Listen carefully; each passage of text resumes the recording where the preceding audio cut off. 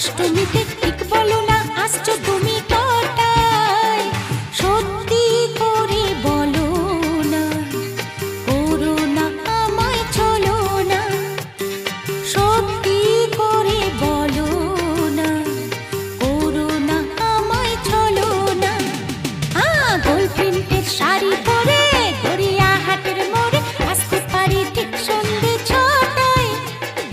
এলাম যে কথা নিতে পুজোর অষ্টমী